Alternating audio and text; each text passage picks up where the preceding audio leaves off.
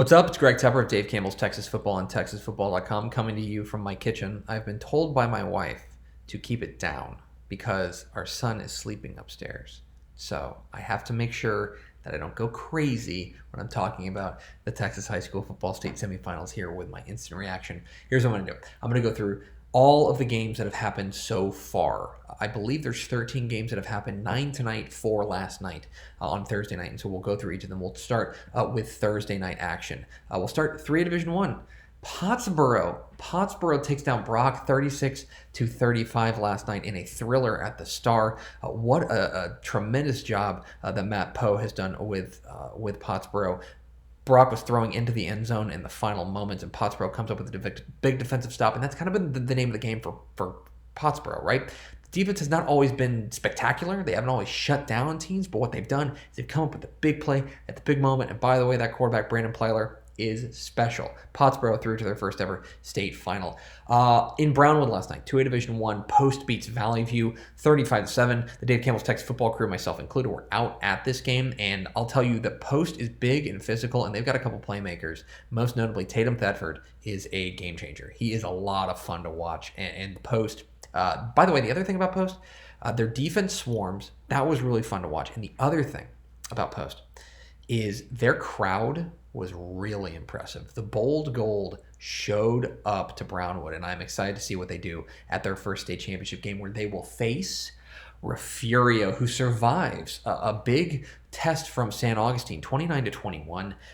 This was a dogfight in a game that was back and forth, and in the end, Refugio more or less had to hang on there in the final minutes, basically kill the clock to win this game. But Refugio's through to another state championship game, and I'll tell you that for all we talked about, the Austin Ochoas and the Isidro Mascoros and the Jordan Kellys and all the superstar athletes that they have on the offensive side for Refugio, make no mistake, this is a team that plays fantastic defense, and I think that's going to be a slugfest next week between Refugio and Post. And 2A Division 2, Hamlin, the Pied Pipers are through to their first ever state championship game with a 56-23 win over Stratford. They pick off 7 passes.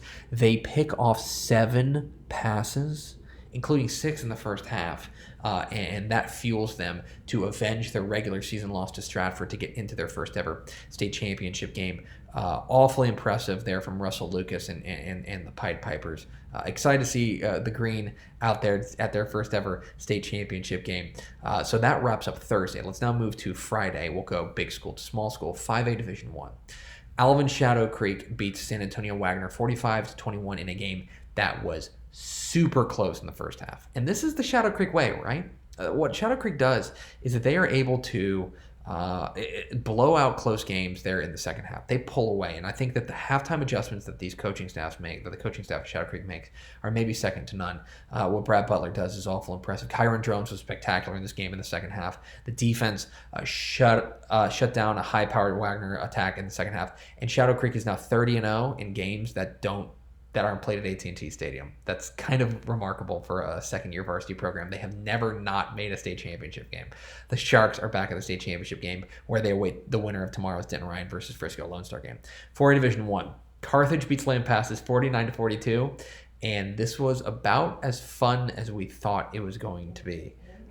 Carthage scores with 13 seconds left to go up, 49-42. Lampasas is throwing into the end zone on the final play, and I mean, this is Texas high school football at its best. Just two fantastic teams throwing haymakers at one another. Kai Horton was great. Kelvonte Dixon was great. Both offenses were fantastic in this game. Ace Whitehead for Lampasas is back next year. Put him at the top of your MVP, Mr. Texas football ballot for next year. What a spectacular game between Lampasas and Carthage. Carthage is back in a state championship game where they will face Vega. Vega beats Springtown 27-14 in a bit of a lower scoring game than I thought it was originally going to be. You know, Vega jumped out to an early lead. I think they scored on Springtown's first play and then their third offensive play and go 14-0. And I'm thinking, boy, this could get really ugly.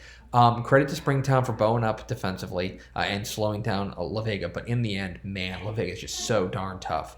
And that is going to be a physical matchup next week. La Vega and Carthage, everyone is going home sore after that game. That game is going to be awesome. 4A Division 2.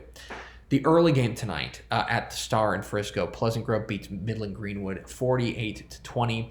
And I think this game turned late in the first half when Greenwood goes down there and they score a touchdown, I believe, or kicked a field goal. That's right. They kicked a long field goal to pull it within 20-13. And you're thinking, okay, boy, they're right back in it. Like they can hold on. Maybe they got a chance. And one play, boom, Ben Harmon throws a touchdown pass for Pleasant Grove, and that expands the lead to 14. At that point, going to halftime, I was like, that's church. And in the end, Pleasant Grove their offense continues to hum. Offense looked very, very good there in the second half.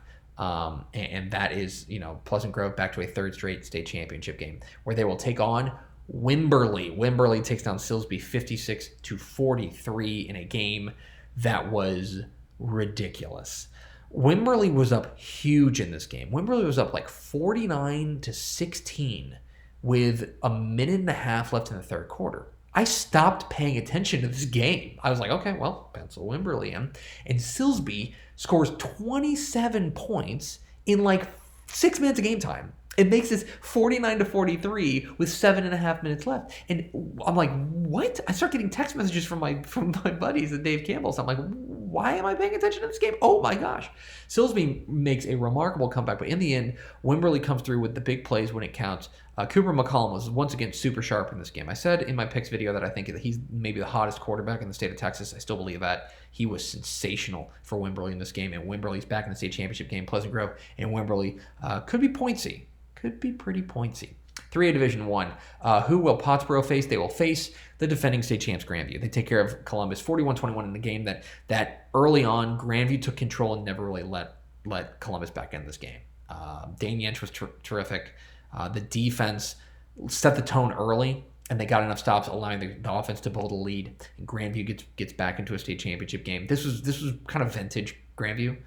Back into a state championship game on the strength of their defense and a couple of big plays from their offensive weapons. The other thing about Grandview that's interesting about them is they're getting healthy at the right time. They've been without a number of key playmakers over the course of this year, but they are getting healthy right now, and that is very dangerous. So Pottsboro and Grandview for a 3A Division I state championship. I cannot wait. 3A Division II. Probably the game of the night. Gunner and Canadian. Gunner wins it 27-20. Canadian roared out to a 10-0 lead in this game. And it looked like this may be one-way traffic, right? This may be just, okay, well, Canadian's going to run away with this thing. But Gunner kept it close. Gunner kept hanging around. And in the end, they pull out the victory. They score late in the final 2 minutes. I think they threw a long touchdown pass on fourth down in the final minutes to take their first lead of the game. But then the finish was unbelievable. Canadian is driving. They're in the red zone. They throw into the end zone. There's pass interference, which sets up one untimed down with zeros on the clock at the 3-yard line. And Gunner's defense makes the stop at the 1-foot line. And the Tigers are back into the state championship game. A remarkable win. And I mean, let's just run back Gunner and Canadian like every single year forever. Like they just have every single game they play is unbelievable. We should just continue to play those two against one another. Meanwhile, who will they face?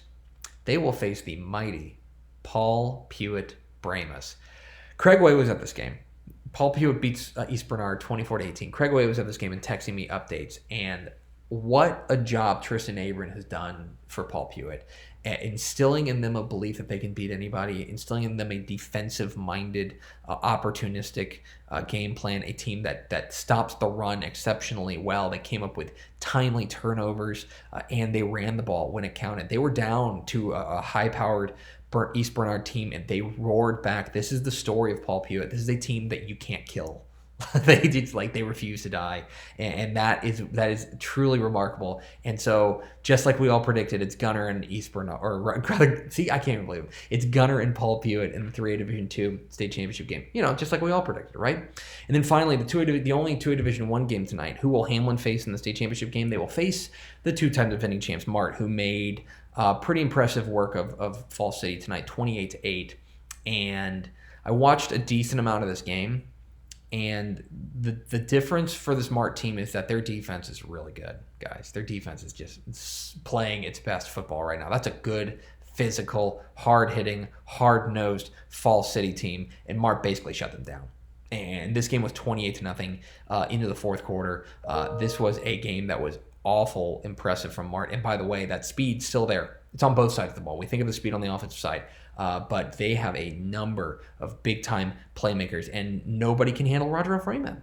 Like, that's just the name of the game. That nobody has an answer for Roger Freeman, so it will be Mart and Falls City on the early game on Thursday. So that is every Texas high school football game that has happened so far. There are, of course, 7 more tickets to punch to AT&T Stadium. Tomorrow on Saturday, we will have complete coverage at texasfootball.com. And then, of course, keep an eye on texasfootball.com for your big-time mega over-the-top state championship preview. We're going to be working on it all weekend to make sure it's up for you guys heading into next week, the most wonderful week of the year. So there it is. That is your state semifinal Thursday and Friday instant reaction.